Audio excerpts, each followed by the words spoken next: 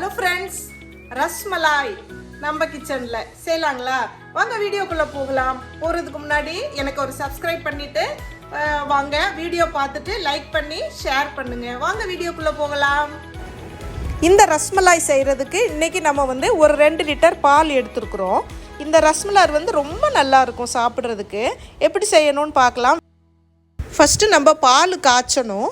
அதுக்காக நான் ஒரு அடிகனமான பாத்திரம் எடுத்துருக்குறேன். இதில் பால் ஒரு 2 லிட்டர் சேர்த்து இதை காய்ச்சணும். இந்த பால் ரொம்ப காய்ச்சணும்னு அவசியம் இல்லை.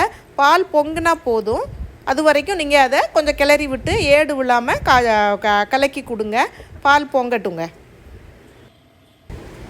இந்த பால் பொங்க தொடங்குது.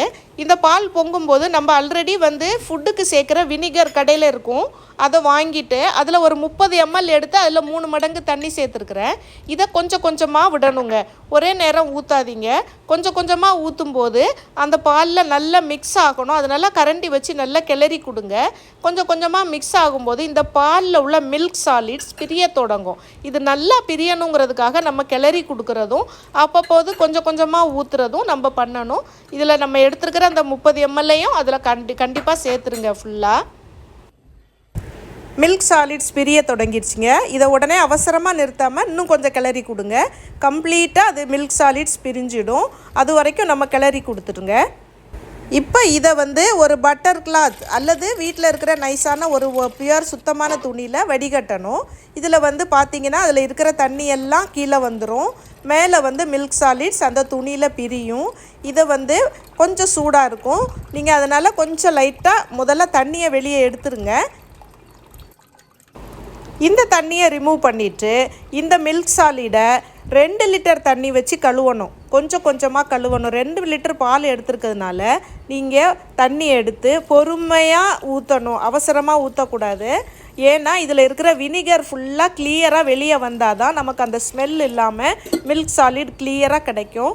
பாருங்கள், இது மாதிரி வடிச்சிட்டு இப்போ தண்ணி ஊற்ற ஊற்ற சூடுடைய அளவு குறையும். நம்மளால் கையை வச்சு கொஞ்சம் புளிய முடியும். அதை கையை வச்சு புளிஞ்சு அந்த தண்ணியெல்லாம் எடுக்கணும்.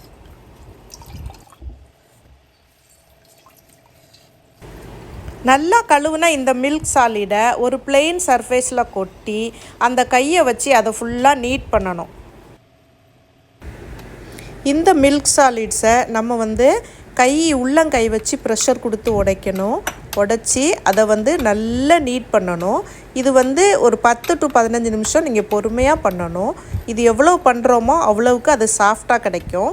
இதை அந்த அளவுக்கு இப்படி உடச்சி விட்டு திருப்பி நம்ம சேர்க்கும்போது இது ஒரு சப்பாத்தி மாவு பதத்தில் வருங்க.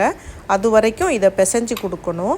இதில் நம்ம பாருங்கள், இப்படி தான் பிசைஞ்சிட்டே வரணும். இது ஒரு 10 to 15 மினிட்ஸ் நீங்கள் பொறுமையாக பண்ணணும். ஓவர் ப்ரெஷர் கொடுக்காம உள்ளங்கையிலே நீங்கள் பண்ணணும். பிசைஞ்ச அந்த மாவை ஒரு ஈர துணியை போட்டு மூடி ஒரு 15 நிமிஷம் அப்படியே விட்டுடுங்க. காஞ்சிர வேண்டாம், அதனால தான் துணி போட்டு மூடுறோம். இப்போ அடுப்பில் ஒரு 3/4 லிட்டர் தண்ணி எடுத்து அதில் ஒரு 1/2 கிலோ சுகர் சேர்த்துட்டு, ஒயிட் சுகர் சேர்த்துட்டு அதை நல்லா கரைச்சி விடுங்க. அது பாயில் ஆகட்டும். அந்த நேரத்தில் இந்த ஒரு 15 நிமிஷம் அது 10 to 15 நிமிஷம் அது கொதிக்கணும். நல்லா அது கொதிக்கிறப்ப நம்ம இந்த பால்ஸை சின்ன சின்ன உருண்டையாக பிடிச்சிக்கணும். அந்த மாவு பதத்தில் இருக்கிறத இந்த உருண்டை அதில் பாயில் ஆக வேண்டியது இருக்கும். அதனால் கொஞ்சம் உருண்டையாக கொஞ்சம் சின்னதாக பிடிச்சிக்கோங்க. அதில் பாயில் ஆகும்போது அது உப்பும். இப்போ ஒவ்வொரு உருண்டையும் கையால் சின்னதாக வடை தட்டுற மாதிரி ஓவர் ப்ரெஷர் கொடுக்காம அதே நேரம் கிராக்ஸ் எதுவும் இல்லாமல் போட்டு அந்த பாயிலிங் சிரப்பில் அதை வேக விடுங்க. இந்த இது வேகிறதுக்கு ஒரு 15 மினிட்ஸ் கொடுக்கணும். நல்லா ஹையாக பாயில் ஆகட்டு. இதை ஒரு மூடி போட்டு மூடி வச்சுருங்க. இந்த பால்ஸ் அந்த மேலேலே மிதந்துட்டுருக்கும். இதை நம்ம உள்ள எல்லா பக்கமும் வேக வைக்கிறதுக்காக ஒரு ஸ்பூன் மைதா மாவில் கொஞ்சமாக தண்ணி கரைச்சி அதில் சென்டரில் பொறுமையாக ஊற்றி விட்டுருங்க. இப்போ 2 பக்கமும் வேகிற மாதிரி கொஞ்சம் இந்த பால்ஸ் எல்லாம் இறங்கி கீழே கொடுக்கும். எவ்ரி 5 மினிட்ஸ்க்கு ஒரு தடவை ஒரு 50 ml to 100 ml தண்ணியை இதில் கூட சேர்க்கணும். ஏன்னா இதில் பாயிலிங் வாட்டருடைய அளவு ஒரே லெவலில் இருக்கணும். அதனால் நீங்கள் எவ்ரி 5 மினிட்ஸுக்கு சேர்க்கணும் இந்த 15 மினிட்ஸும். அதனால் அதனுடைய கன்சிஸ்டன்சி மாறாமல் வேகும். 15 நிமிஷம் ஆயிடுச்சுங்க. இப்போ இது ஒன்று ஒன்றா எடுக்கணும். எடுக்கும்போது நீங்கள் ஃப்ளாட்டான 2 ஸ்பேட்டுலா எடுத்துக்கோங்க. அதுக்குள்ளே வாட்டர் நிறையா இருக்கும். இதை வந்து ஹரிசாண்டலாக இப்படி ஓவர் ப்ரெஷர் கொடுக்காம பண்ணும்போது இந்த வாட்டர் கலெக்ட் ஆகும். இதில் வச்சுருக்கிற எல்லாமே வந்து இது மாதிரி புழிஞ்சி எடுத்து வச்சுருக்குது. கலெக்ட் ஆன சுகர் சிரப் இந்த பக்கம் இருக்குது பாருங்கள். அது நம்ம இந்த ரஸ்மலாய்க்கு தேவையில்லை, வேறு அதுக்கு நீங்கள் யூஸ் பண்ணிக்கலாம். இந்த பேடாலாம் இதில் இருக்கட்டும். இந்த நேரம் ஸ்டவ்வை நம்ம ஆன் பண்ணிக்கலாம். அதில் வந்து 1 லிட்டர் பால் எடுத்துக்குவோம்.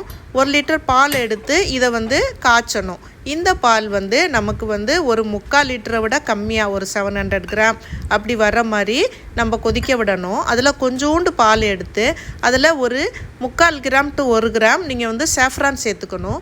அந்த சாஃப்ரான் வந்து கொஞ்சம் கரையும். இந்த பால் நல்லா கொஞ்சம் கொதித்த உடனே அதை கலக்கணும். அதில் இப்போ வந்து இது வந்து சாஃப்ரான் பால், சாஃப்ரான் பேடா தான் நம்ம இங்கே செய்ய போகிறோம். இதை கலக்கி கொடுத்துட்ருக்குறோம். இது நல்லா கொதிக்கணும். கொதித்து பால் வற்றணும்.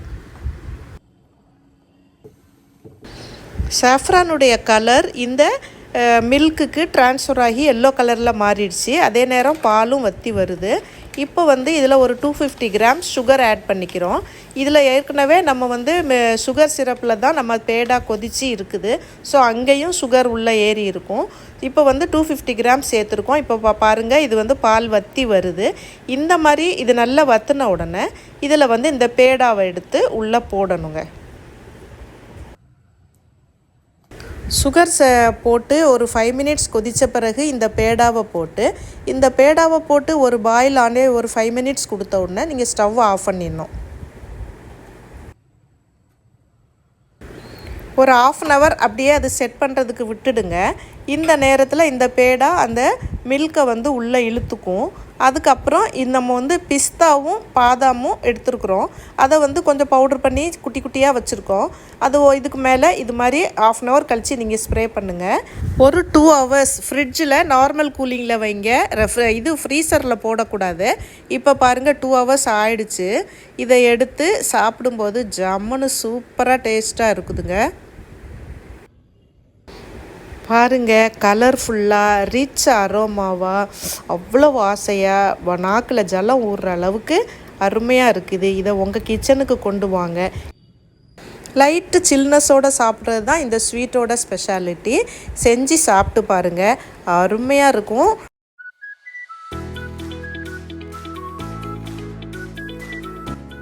ஃப்ரெண்ட்ஸ், என்னுடைய வீடியோ உங்களுக்கு பிடிச்சிருக்கும்னு நினைக்கிறேன். எனக்கு மறக்காமல் லைக் பண்ணி கமெண்ட் பண்ணுங்கள், ஃப்ரெண்ட்ஸுக்கு ஷேர் பண்ணுங்கள். இந்த ரெசிபியை செஞ்சு பார்த்துட்டு நீங்கள் எப்படி இருக்குன்னு சொல்லி எனக்கு கமெண்ட் பண்ணுங்கள். என்னுடைய மற்ற வீடியோஸையும் நீங்கள் பார்த்து கமெண்ட் பண்ணுங்கள். தேங்க்ஸ் ஃபார் வாட்சிங் மை சேனல்.